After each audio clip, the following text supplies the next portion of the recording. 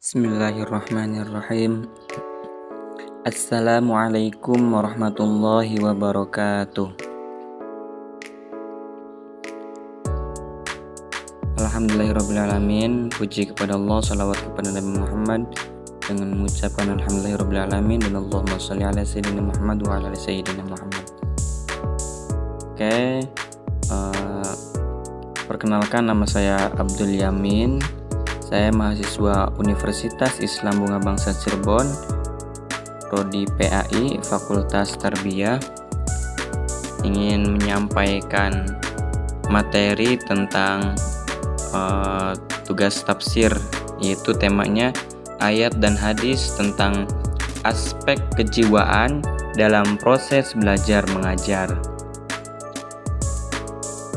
Ini kami ajukan sebagai tugas mata kuliah tafsir untuk tugas UAS, ujian akhir semester. Oke, baik, langsung saja ke penjelasan mengenai tentang ayat dan hadis tentang aspek kejiwaan dalam proses belajar mengajar. Yang pertama, ayat dan hadis tentang aspek kejiwaan dalam proses belajar mengajar. Kami menghimpun ada 4 dalil atau 4 ayat dan hadis.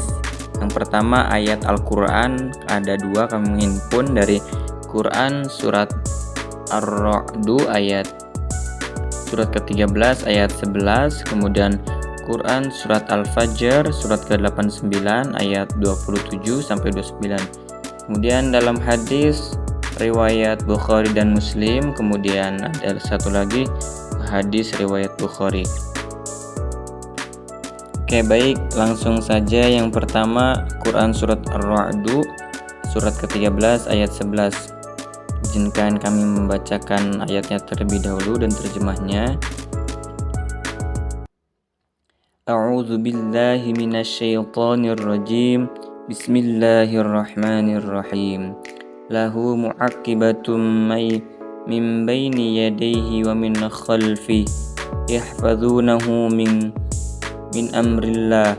Innallaha la yughayyiru ma biqaumin hatta yughayyiru ma bi anfusihim. Wa idza aradallahu biqaumin su'an fala maraddalah wa ma lahum min dunihi miwal. Kemudian yang artinya, baginya manusia adalah malaikat-malaikat yang menyertainya secara bergiliran dari depan dan belakangnya, yang menjaganya atas perintah Allah. Sesungguhnya Allah tidak akan merubah keadaan suatu kaum hingga mereka mengubah apa yang ada pada diri mereka. Apabila Allah menghendaki keburukan terhadap suatu kaum, tidak ada yang dapat menolaknya, dan sekali-kali tidak ada perlindungan bagi mereka selain Dia. Quran surat Ar-Ra'du surat ke-13 ayat 11. Kemudian ayat Quran surat Al-Fajr surat ke-89 ayat 27 sampai 29. Bismillahirrahmanirrahim. Ya ayyatuhan nafsul mutmainnah, irji'i ila rabbiki radiyatan mardiyah. Nah, artinya wahai jiwa yang tenang, kembalilah kepada Tuhanmu dengan hati yang ridho dan diridhoinya. Al-Fajr ayat 27 sampai 28. Artinya atau penjelasannya, Allah berfirman kepada manusia yang beriman dan beramal soleh, wahai jiwa yang tenang, tentram, damai, dan tidak takut apapun, serta tidak merasa sedih karena apapun. Kemudian di ayat 28 itu penjelasannya, kembalilah kepada Tuhanmu yang menciptakanmu dan mendidikmu dengan hati yang ridho atas pahala dan nikmat yang Allah sisipkan untukmu, dan diridhoinya karena Allah telah menerima amal solehmu. Selanjutnya hadis riwayat Bukhari dan Muslim. Bismillahirrahmanirrahim. An-Nu'aiman bin Bishair radhiyallahu anhuma qala sami'tu Rasulullah sallallahu alaihi wasallam yaqul ana ala wa inna fil jasadi mudghah idza salahatal jasadu kullu wa idza fasadat kullu ala wahiyya al-qalb. Muttafaq alaih. Artinya dari Nu'aiman bin Bashir radhiyallahu an, ia berkata, saya pernah mendengar Rasulullah sallallahu alaihi wasallam bersabda, ingatlah, sesungguhnya di dalam badan ini terdapat sekerat daging. Jika ia baik, maka baiklah seluruh badannya, dan jika ia rusak, maka rusaklah seluruh badan. Sesungguhnya ia adalah hati. Hadis riwayat Bukhari dan Muslim. Kemudian di hadis lain, hadis riwayat Bukhari, Bismillahirrahmanirrahim. Haddatsana Umar bin Hafsin haddatsana A'masyu qala haddatsani Syuqaykun qala kunna nantatiru Abdullah idh jaa Yazid bin Muawiyah faqulna ala tajlis qala la walakin adkhalu fa ukhraju ilaikum sahibukum wa illa ji'tu ana faj'altu fa kharaja Abdullah wa huwa akhidun biyadihi faqala alaina faqala ama inni ukhbaru bima kanat nikum walakinnahu yamna'uni minal khuruji ilaikum anna Rasulullah sallallahu alaihi wasallam kana yatakhawwaluna bil mau'izati fil ayyam karahiyata as-samati alaina. Ruwahu Bukhari. Artinya Umar bin Hafsah telah menceritakan kepada kami, ayahku telah menceritakan kepada kami. Al-Amsi telah menceritakan kepada kami, dia berkata, Syekik telah menceritakan kepadaku, dia berkata, kami pernah menunggu Abdullah, tiba-tiba Yazid bin Muawiyah datang, maka kami berkata kepadanya, tidakkah Anda duduk? Dia menjawab, tidak, namun aku akan mengeluarkan saudara kalian Abdullah kepada kalian atau tidak. Aku akan datang dan duduk. Setelah itu Abdullah keluar dan menggandeng tangan Yazid. Lalu ia berdiri di hadapan kami seraya berkata, sesungguhnya aku telah diberitahu keadaan kalian, akan tetapi ada suatu hal yang menghalangiku untuk keluar kepada kalian. Sungguhnya Rasulullah Shallallahu Alaihi Wasallam mengatur penyampaian nasihat pada kami dalam beberapa hari karena tidak mau berbuat kami jenuh. Hadis riwayat Bukhari. Itu mungkin teman-teman ayat dan hadisnya. Kemudian kami akan menjelaskan tentang definisi kejiwaan dalam proses belajar mengajar dari aspek psikologi. Oke, langsung saja. Yang pertama, definisi psikologi. Psikologi adalah ilmu yang mengkaji manusia dari sudut karakteristik dan perilaku manusia. Psikologi berasal dari bahasa Yunani psyches yang berarti jiwa, roh atau sukma, sedangkan logi atau logos berarti ilmu atau ilmu pengetahuan. Jadi psikologi berarti ilmu tentang kejiwaan atau ilmu yang mempelajari tentang karakteristik dan gejala yang dialami oleh jiwa manusia. Di zaman Yunani, para filsuf mencoba mempelajari jiwa. Plato, seorang filsuf Yunani yang pertama yang memulai mendefinisikan tentang jiwa. Bagi Plato, apa yang tampak dalam dunia hanyalah bayangan dari sebuah dunia yang nyata dan tak berubah. dan ia menyebut dunia itu dengan ide atau jiwa. Ide atau jiwa menurut Plato adalah bersifat kekal, tidak berubah. Kemudian oleh Plato, jiwa dan tubuh dipandang sebagai dua kenyataan yang harus dibedakan atau dipisahkan. Jiwa berasal dari dunia ide yang mempunyai fungsi rasional, kehendak atau keberanian, keinginan atau nafsu yang ingin dihubungkan dengan pengendalian diri.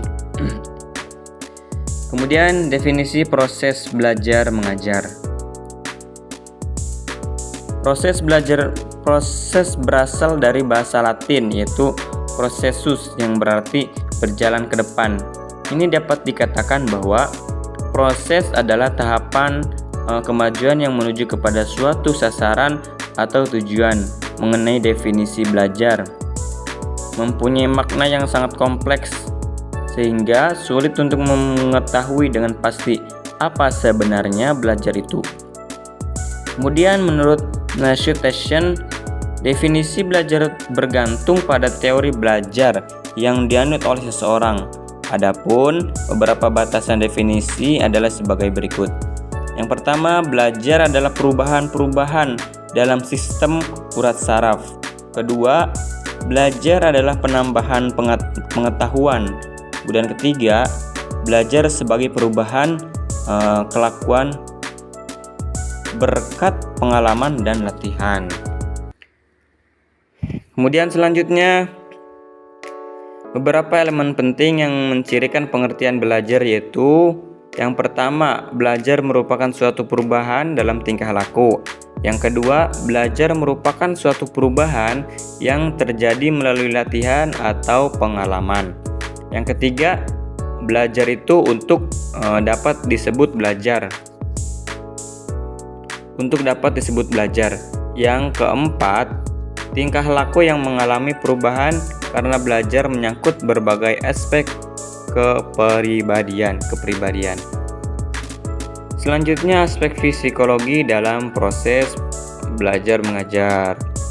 Proses belajar mengajar harus memperhatikan kedua pihak, yaitu peserta didik dan pendidik. Menggunakan pendekatan emosional atau kejiwaan di sini adalah usaha untuk emosi, perasaan, dan emosi peserta didik dalam memahami dan menghayati ajaran agama agar perasaannya bertambah kuat terhadap Allah Subhanahu wa Ta'ala, sekaligus dapat merasakan makna yang baik dan merasakan mana yang baik dan mana yang buruk. Berikut adalah beberapa poin penting yang berkaitan dengan psikologi atau kejiwaan peserta didik, antara lain: yang pertama, inteligensi siswa. Dalam situasi yang sama, siswa mempunyai tingkat yang tinggi akan memperoleh peluang lebih mudah dalam belajar. Yang kedua, bakat siswa. Bakat dapat diartikan sebagai kemampuan individu untuk melakukan tugas tertentu tanpa upaya pendidikan dan latihan. Bakat yang ada pada diri siswa merupakan karunia Tuhan sejak lahir dan memiliki pengaruh terhadap tinggi rendahnya hasil belajar. Yang ketiga, minat siswa. Minat dapat mempengaruhi kualitas hasil belajar siswa dalam bidang studi tertentu. Kemudian yang terakhir, motivasi siswa. Motivasi adalah keadaan internal organisme yang mendorongnya untuk bertingkah laku. Itu mungkin mengenai tentang aspek psikologi dalam proses belajar mengajar yang telah kita bahas. Kemudian yang terakhir dapat kita simpulkan itu berdasarkan pada hadis kejiwaan psikologi atau kejiwaan yang dipaparkan di atas, dapat diketahui bahwa berkaitan dengan aspek kejiwaan dalam proses belajar mengajar harus memperhatikan kedua pihak, yaitu peserta didik dan pendidik. Pendekatan emosional atau kejiwaan yang dimaksud adalah usaha untuk perasaan dan emosi dalam memahami dan menghayati ajaran agama agar perasaannya bertambah kuat terhadap Allah Subhanahu wa Ta'ala, sekaligus dapat merasakan mana yang baik dan mana yang buruk. Dalam proses belajar mengajar tentunya harus memperhatikan aspek kejiwaan atau emosional psikologi pendidik maupun peserta didik. Psikologi adalah ilmu yang menyelidiki dan membahas tingkah laku terbuka dan tertutup pada manusia, baik sebagai individu maupun kelompok dalam hubungan dengan lingkungan. Lingkungan dalam hal ini meliputi semua orang, barang, keadaan, dan kejadian yang ada di sekitar manusia.